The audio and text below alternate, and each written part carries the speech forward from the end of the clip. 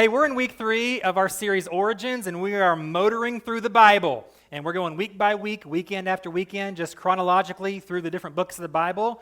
And so last week was a bit out of order. If you're reading in your Bible, you're like, wait, that's not second. Today is the second book in the Bible. We're going to look at the book of Exodus, at really, I think, one of the most classic parts of the Bible. I mean, there's been movies made about it and kids shows made about it. Even if you didn't grow up in church, you probably know some of these stories that we'll talk about today that come from the book of Exodus. And so today what we're going to look at in Exodus is this idea of provision and response. Now, not every sermon title can be super clever, so that's all I got for you today is provision and response. It kind of gives you an idea of the two parts of where we're going to go today. And so what we're going to see is over and over and over in the book of Exodus, God supernaturally provides for his people. In the worst of circumstances, when their backs are against the wall, when they're in between a rock and a hard place, he provides supernaturally over and over and over again. But we're also going to see, as we see here, a response. We're going to see how the people respond to God's provision. We'll see how, if they respond in a positive way, it goes really well. If they respond in a negative way, things kind of start to break down and disintegrate. And what we'll also see as we go along here is this story isn't just a story that happened thousands of years ago that's in the first part of the Bible, but we today in this modern time are exactly like the people we'll be reading about. The way that God wants to provide for us is the same, not maybe the exact same way, but the same sort of way he wants to provide for all of us. And also how we respond to him does play a part in what goes forward from there. So we are a lot like the people we'll read about today. I will give you a heads up. There is going to be a lot of scripture we're going to go through today. Because I figure Exodus is one of maybe the coolest books to read through, the story, especially the first half of Exodus. There's just so much action, so much drama. Instead of me trying to just retell it, I'm just going to read quite a bit as we go along today to kind of see what we're going to see here in the book of Exodus. So we're going to see three ways or three types of provision that God provides for his people. Now, sometimes we'll read in the text that they're called Israelites. Technically, they're not yet.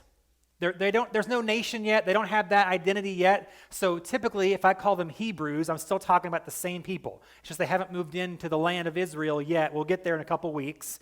So that's who we're going to talk about today, or the Israelites or the Hebrews. It's the same difference. So let's start with this idea that the first way that we see God provide for his people is in suffering. Last week, we talked all about suffering, so this sort of stems off that same idea. Even in the worst of circumstances, God does and can provide. So let's start at the very beginning of Exodus here, chapter 1, verse number 6, and see what this looks like for God's people. Exodus 1, verse 6. In time, Joseph and all his brothers died, ending that entire generation. But their descendants, the Israelites, had many children and grandchildren. In fact, they multiplied so greatly that they became extremely powerful and filled the land. Eventually, a new king came into power in Egypt who knew nothing about Joseph or what he had done. He said to his people, "Look, the people of Israel now outnumber us and are stronger than we are. We must make a plan to keep them from growing even more. If we don't, and if war breaks out, they will join our enemies and fight against us." I think it's an interesting assumption that the Pharaoh makes there. Why would these people that have lived in peace with you just join the enemy? It's a weird assumption, but maybe that's just his propaganda messaging, because here's what he says. Then they will escape from the country. So the Egyptians made the Israelites their slaves. They appointed brutal slave drivers over them, hoping to wear them down with crushing labor. They forced them to build the cities of Pithom and Ramesses as supply centers for the king. Verse 12, here's the key. But the more the Egyptians oppressed them, the more the Israelites multiplied and spread, and the more alarmed the Egyptians became. Here's how amazing God is. Even in the midst of slavery, God still blessed and multiplied his people. In some of the most brutal conditions you could imagine, God still blesses them. They kept growing and growing and growing. In fact, here, the way that I would sum that last part up is the more they were oppressed, in fact, the more they were blessed. It seems odd, but that's what it says here. The more they were oppressed, the more they were blessed. There's an interesting story at the end of chapter 1 and leading into chapter 2 where the Pharaoh, part of his plan is he's going to kill all of the boys who are born to the Hebrew slaves so they don't keep outnumbering them, right? So he tells the midwives who are helping to deliver the babies, as you're delivering them, kill them. Immediately, kill them. So we have a similar problem in our country today. I'm not going to get into that, but we do. We have the same issue today, right? Here's the thing, though. The midwives, it says, feared God and refused to obey the Pharaoh's command. So there's a problem, though, is that when the Pharaoh is expecting there to be no Jewish boys running around, there's a bunch of them. So finally, he asks some questions of these midwives. He says, hey, ladies, what's going on here? What's the I gave you a pretty simple command here, pretty simple instruction, and yet I'm seeing that not being done. Their reasoning is I think, pretty comical. It's so amazing. They said, hey, Pharaoh, these Hebrews, they are some sturdy gals, and they can really have kids. They just pop them out so fast, we can't even kill them in time. Like, they're just popping out, and they're already, ready to roll. We can't take them from their arms and kill them. That'd be too obvious, And so that's kind of what they say. They just birth these kids so fast, so good. We don't, and of course, it's not true, but I love that they use that as their cover. And he kind of buys it for some time. There's just a neat story from Exodus 1. You maybe didn't hear that one in kids' church, but that's in the Bible, all right? I'm going to teach kids' church next week. We're talking about Moses in our new series, so this is perfect. I can tell that story about Exodus chapter 1. So, time passes on. The slaves are continuing to be beaten and worked mercilessly, but still God provides. In their suffering, God provides and blesses them. So here's the second way. We'll spend most of our time here, so if I don't move on from here for a while, don't get antsy on me, okay? I'll just let you know we're going to spend most of the rest of our time on this second part here. God provides provision, as we know, for his people in their deliverance. So in their suffering, he provides provision, but also in their deliverance, we see his provision. So let's continue on Exodus chapter 2, starting at verse 23. So it says, years passed, about 400 years have passed since Exodus 1. And the king of Egypt died, but the Israelites continued to groan under their burden of slavery. They cried out for God, they cried out for help, and their cry rose up to God. God heard their groaning, and he remembered his covenant promise to Abraham, Isaac, and Jacob. He looked down on the people of Israel and knew it was time to act. I love that phrase. God knew it was time to act. So in their deliverance, the first thing God has to provide is a deliverer.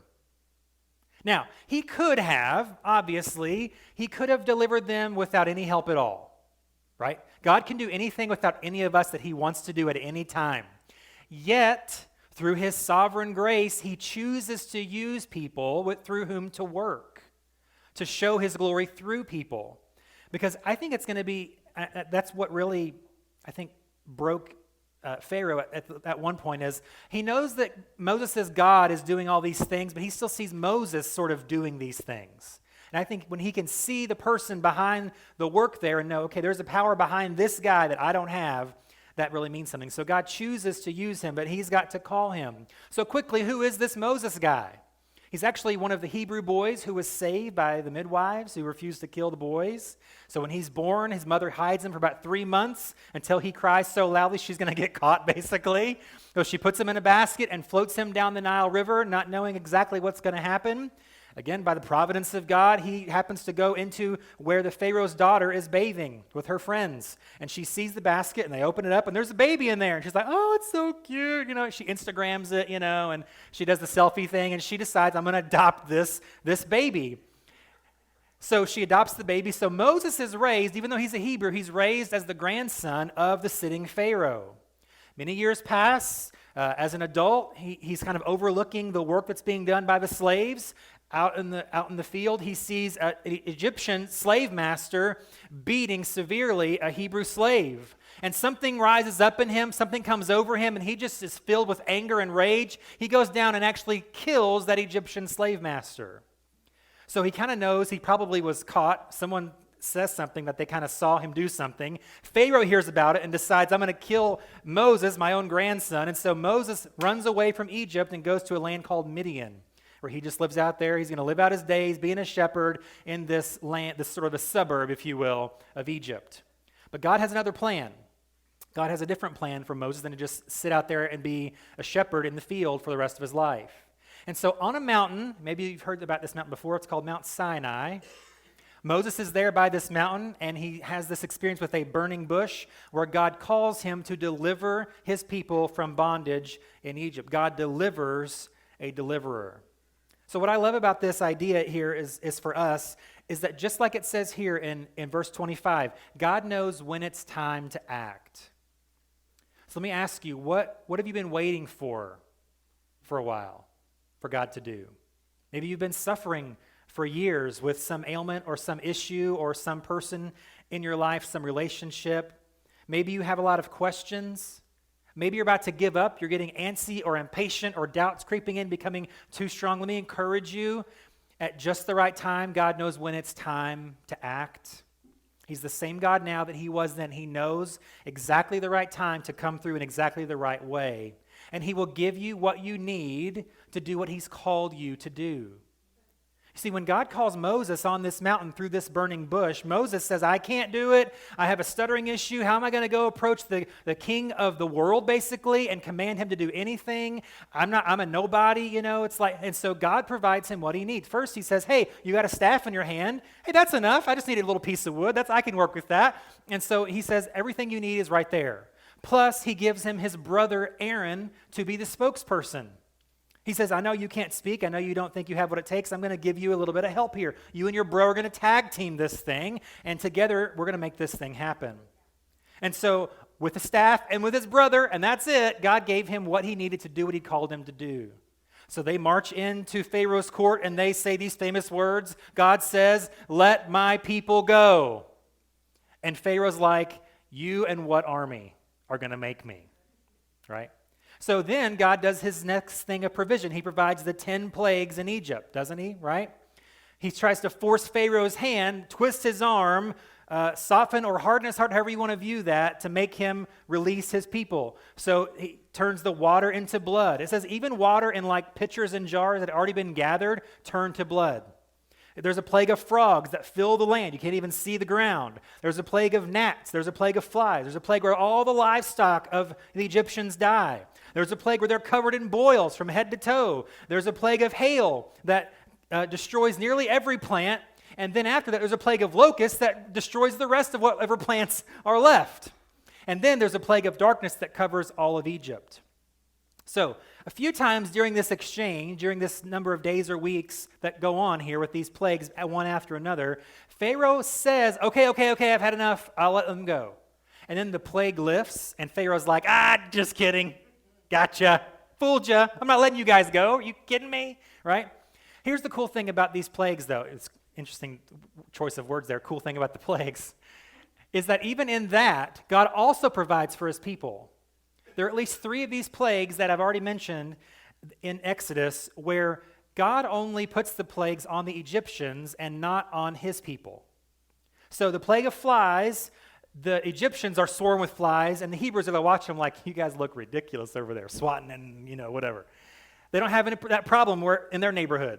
The same thing when the livestock die, only the Egyptians' livestock dies. The Hebrew slaves, all of their animals survive this plague. And then here's the most interesting one. The plague of darkness was still split. Darkness over the part of Egypt where the Egyptians live, total day where the Hebrew slaves live. Now, can you imagine how that, I don't know how that would even work, how that even looks, but that's what the scripture says. These 3 plagues, God provided in this way, even in this part of their suffering, in a sort of a preview of his deliverance. But I only named 9 plagues there. There's one more, the last one, the worst of all, right, is the 10th one, which is the plague of the death of the firstborn. So God gives this instruction to Moses, and God warns Pharaoh what's about to happen, but he prepares God's people for what's about to happen. Those are 2 different things.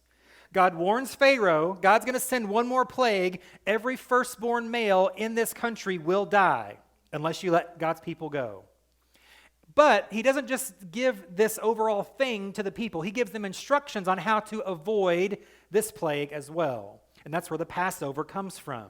He tells the people, okay, tonight, make a meal with either a goat or a lamb, and then you're going to prepare. He says you want to keep your shoes on, very specific about that. You're going to sort of bake the bread with no leaven because we're going to be in a hurry. Once this thing happens, we're going to be out of here, so be ready.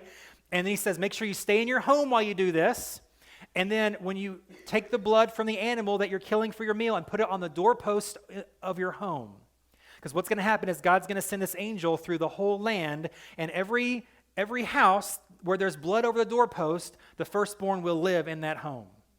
However, if there's no blood on the doorpost of a home, the firstborn of that household will die. Now, this is not just children either, mind you. If there's maybe a young couple with no children, and that man is the firstborn in his family, he's also going to die. So it's not just restricted to children or babies.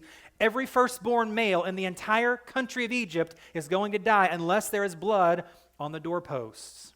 So the people follow these instructions, and an entire generation is saved, which, as we'll see in a little bit later, it will come in very handy in a few short months. An entire generation is saved because of these instructions. But the Egyptians do suffer. They suffer loss like maybe has not been seen since. Every firstborn son dies. And so finally, this breaks the back of Pharaoh, and he says, okay, you can go. Please get out of here as fast as you can. We've suffered enough. So you would say, yay, deliverance over, right? They're out of there. Not quite. God's provided up to this point, but he's going to provide something now in a way that seems very counterintuitive. His next method of provision is going to seem odd. So let's look at it. We're going to pick it up at Exodus chapter 13, verse number 17, and it'll go into chapter 14 as well. So they're on their way out, okay? He's released them. Exodus 13, 17. When Pharaoh finally let the people go, God did not lead them along the main road that runs through the Philistine territory, even though that was the shortest route to the promised land. God said if the people are faced with a battle, they might change their minds and return to Egypt. So God led them in a roundabout way through the wilderness toward the Red Sea. Thus the Israelites left Egypt like an army ready for battle. Moses took the bones of Joseph with him, for Joseph had made the sons of Israel swear to do this. He said, God will certainly come to help you. When he does, you must take my bones with you from this place. The Israelites left Succoth and camped at Etham on the edge of the wilderness. The Lord went ahead of them. He guided them during the day with a pillar of cloud, and he provided light at night with a pillar of fire. This allowed them to travel by day or by night, and the Lord did not remove the pillar of cloud or pillar of fire from its place in front of the people.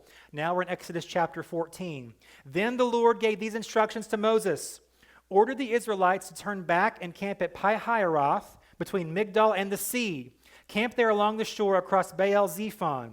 Then, here's why. Then Pharaoh will think, the Israelites are confused. They're trapped in the wilderness.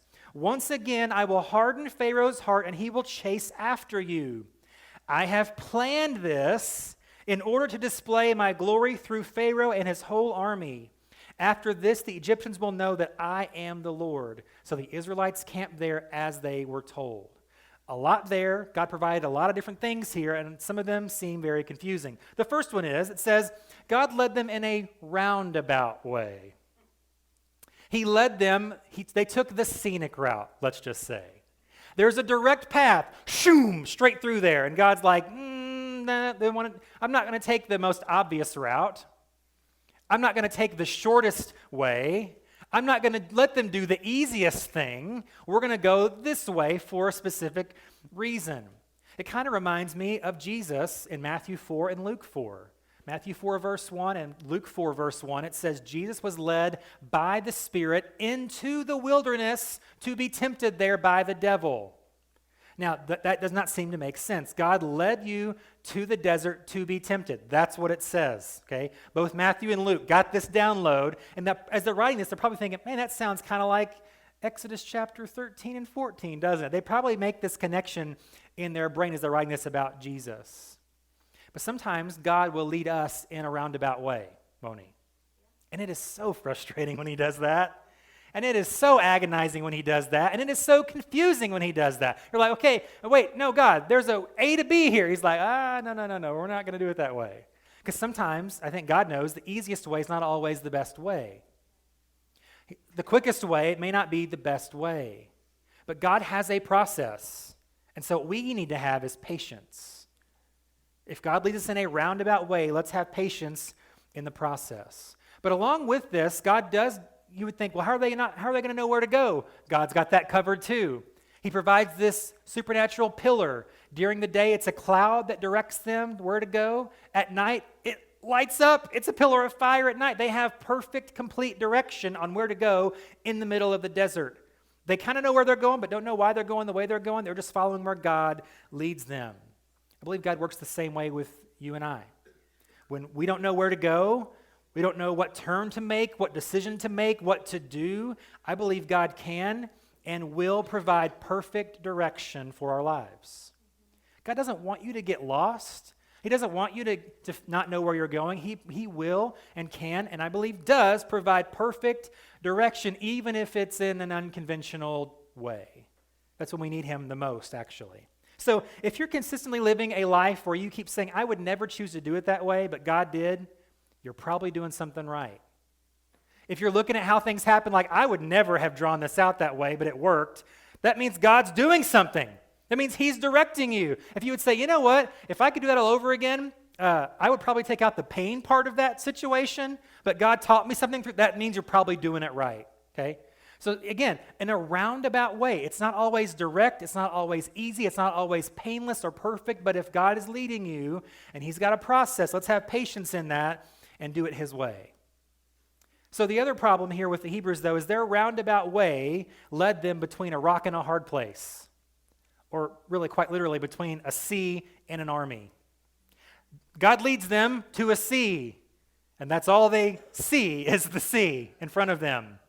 And what's happening is now Pharaoh's heart is hardened. He's changed his mind. He's like, wait, I gave up like 1.5 million people free labor. That was a mistake. So I'm going to go get them back and bring them back. So they're chasing from behind. They had the sea in front of them, and God led them there.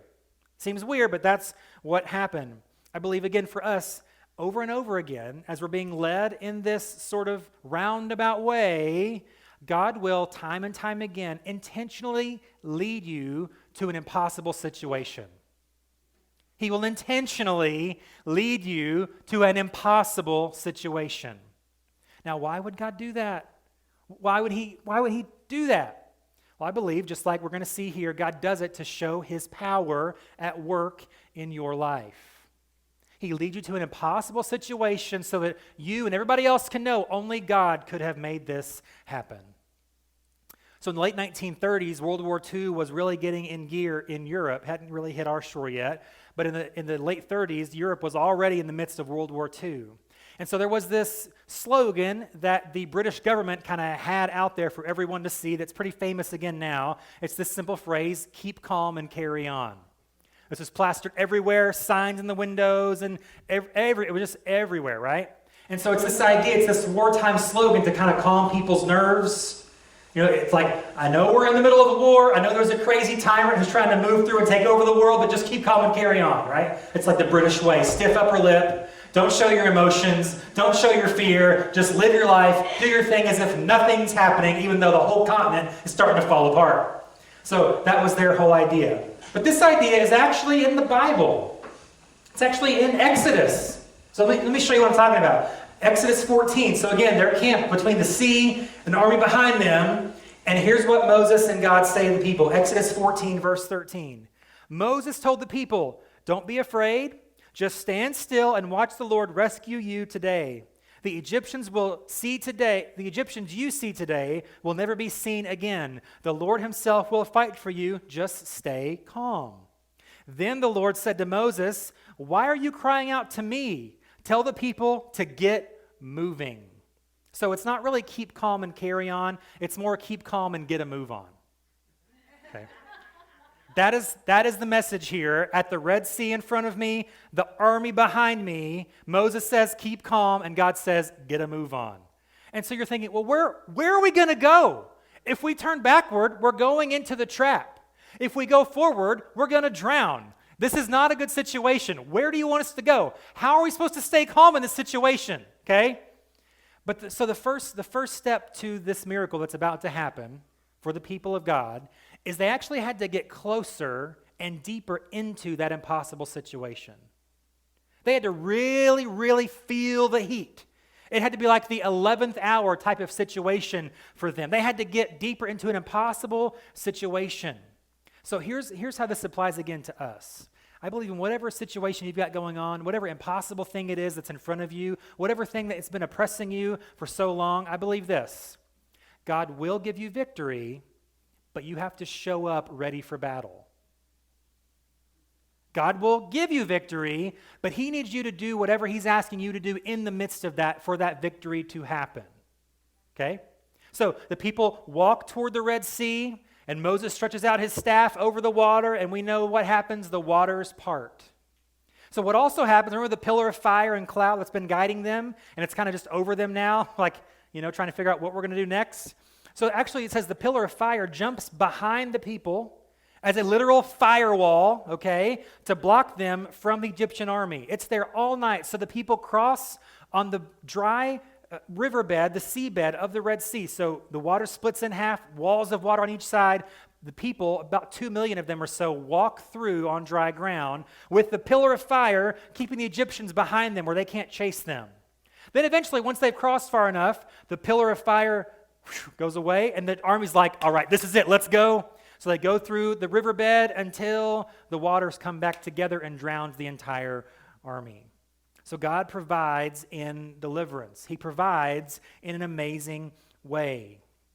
So he's provided in suffering, he's provided in deliverance, but now what? Well, now what he's going to do is he's going to provide in their wandering. So they still have to make a bit of a trip, a bit of a trek to get to their promised land. It's going to be several weeks probably for them to get from point A to point B. And so the first problem that the people have is there's no food, right?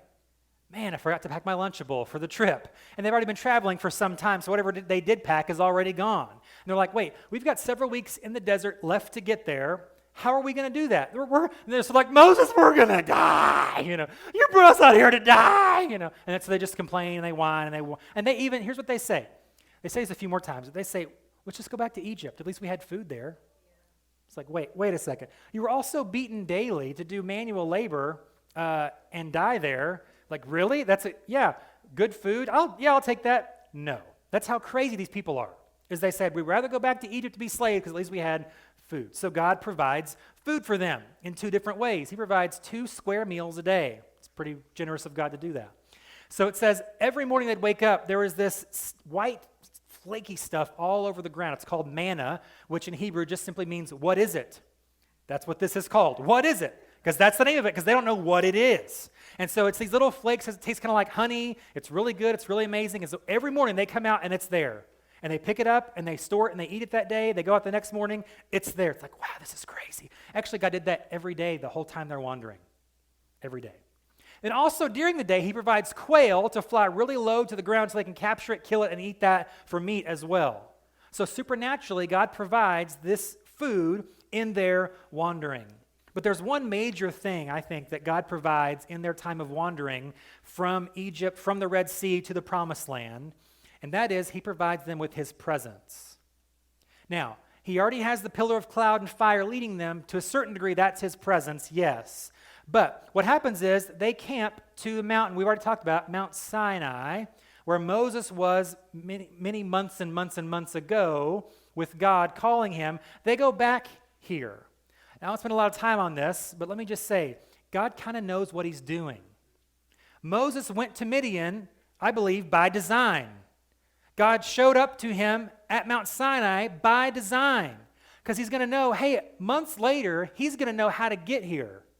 He's going to already have trekked here. He's going to have spent years of his life here. He's going to know the layout of the land here. So in this time where even Moses is wandering as a shepherd sort of aimlessly, God is giving him the GPS to know the layout of the land.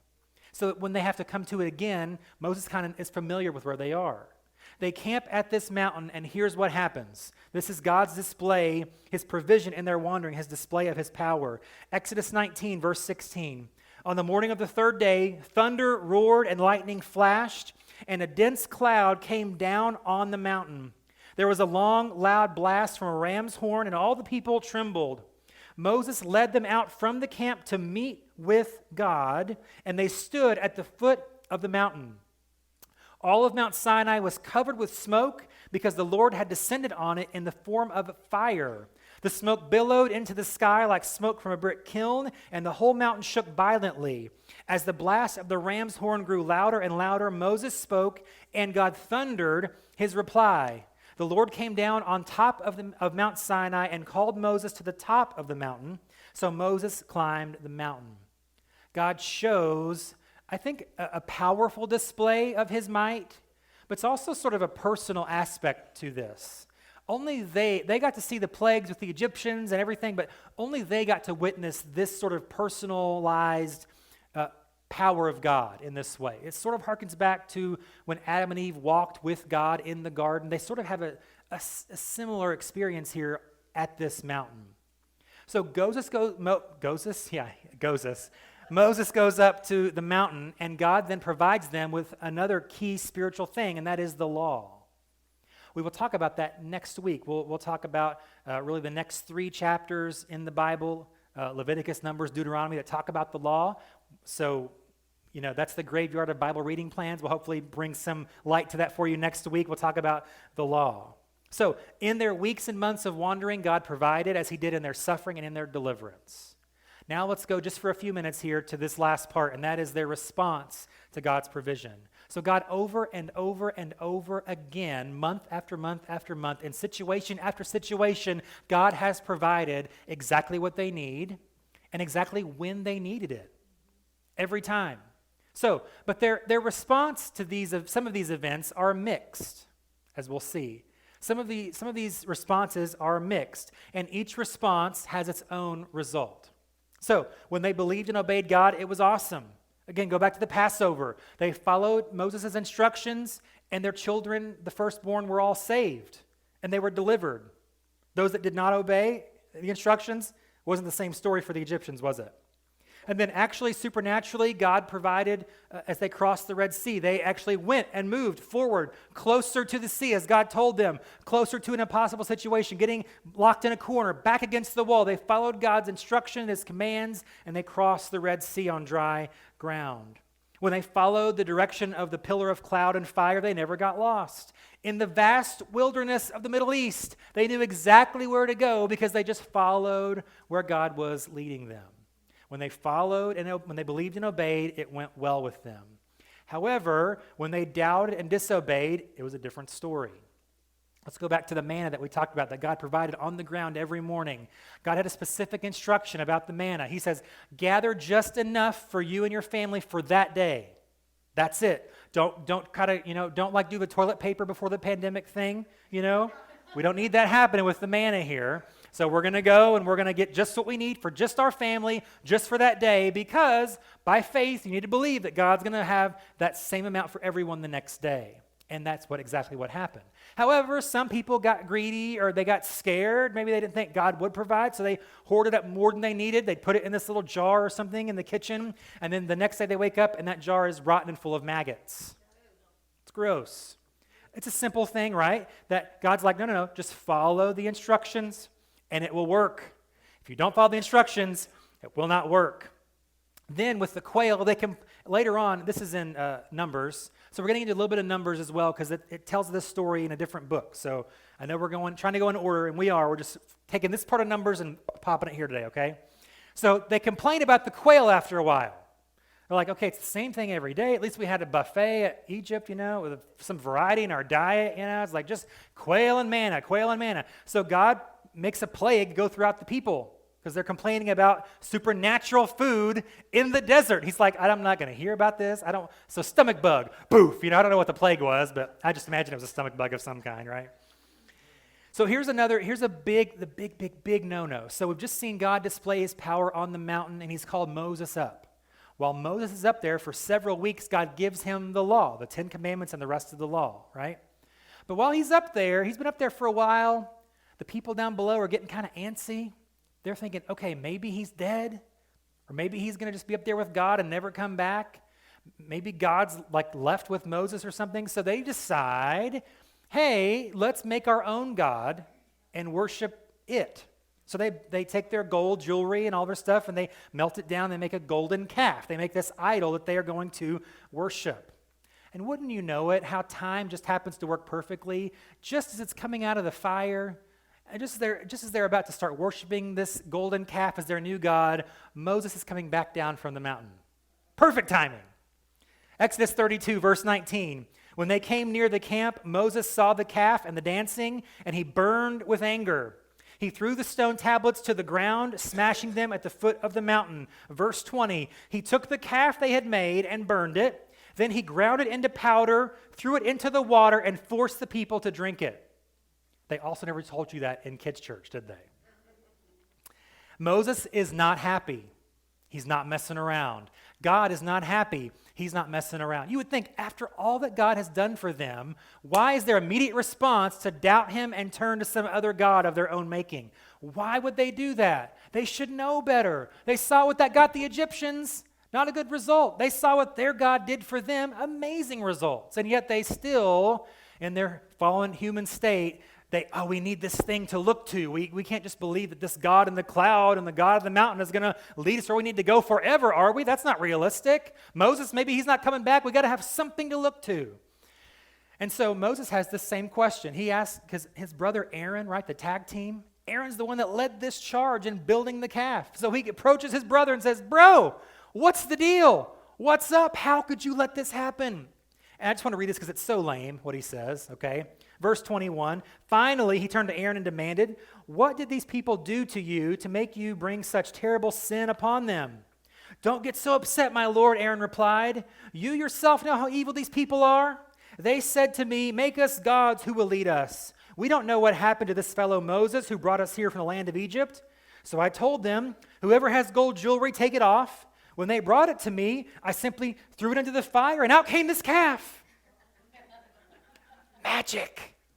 I didn't know this was going to happen. I had no idea. I just threw it in there, and out came this calf that was gold, and we were going to worship it. Yeah, so lame, isn't it? This is a lame excuse.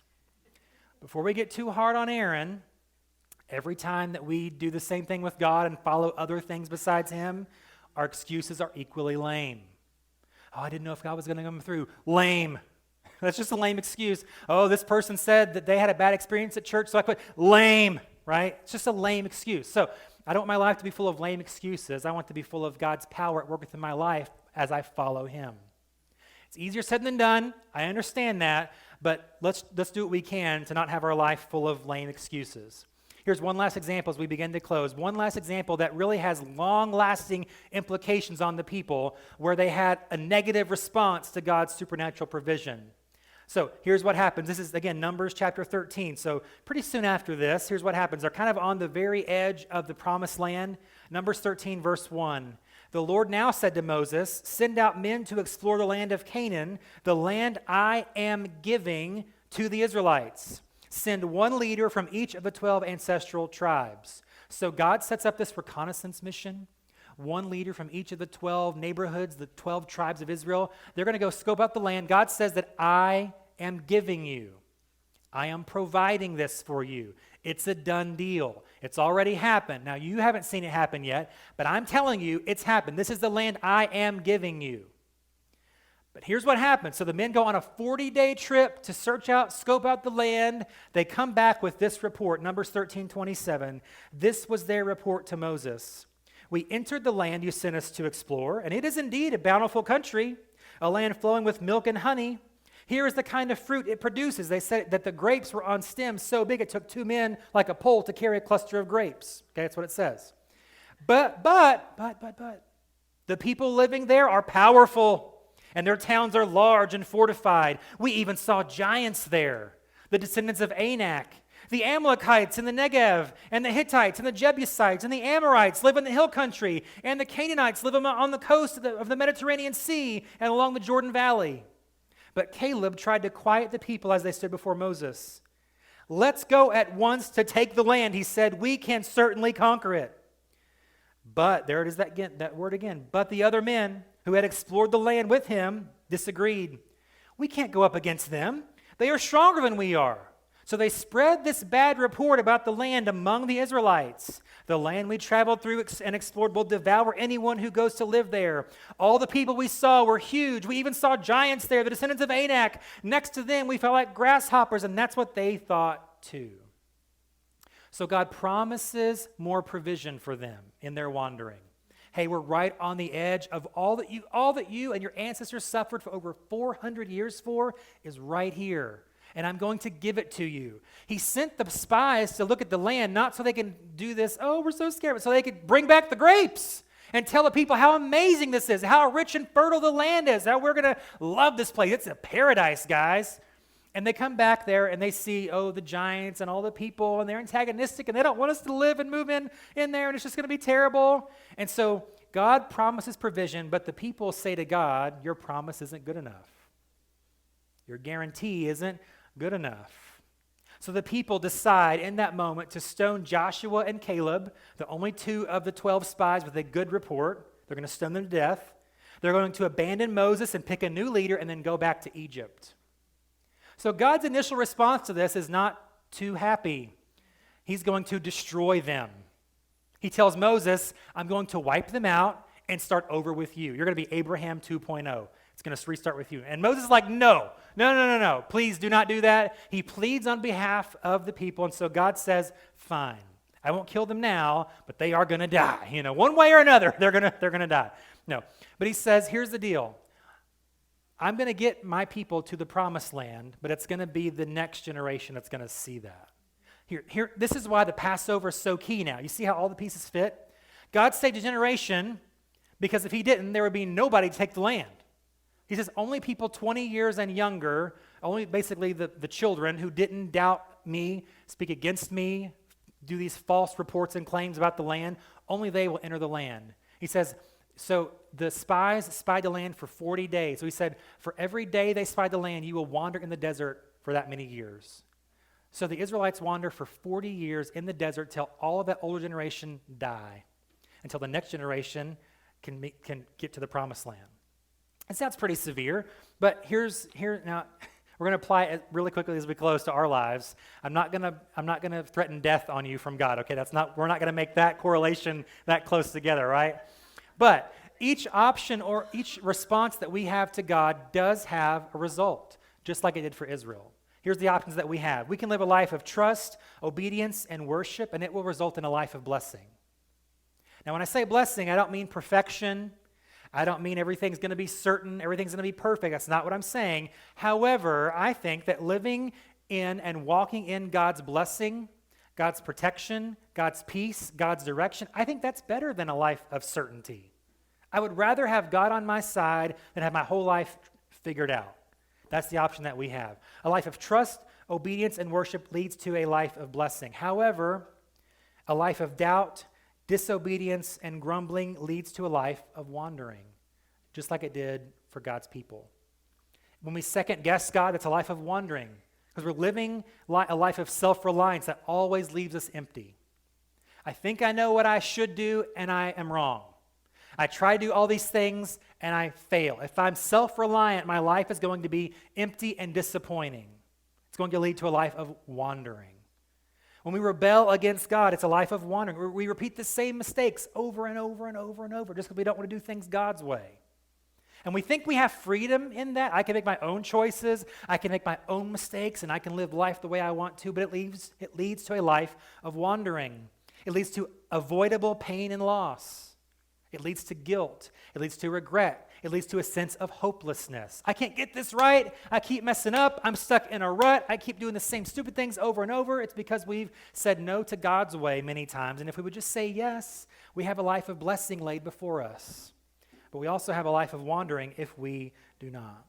So I believe like God provided for his people thousands of years ago, God can, God wants to, and God will provide for you. He will provide exactly what you need, exactly when you need it. He will do that. So the question is, will we choose to see that? Will we choose to see him and do it his way? Let's live a life of faith, trust, obedience, and worship to God in order to live a life of powerful peace and blessing.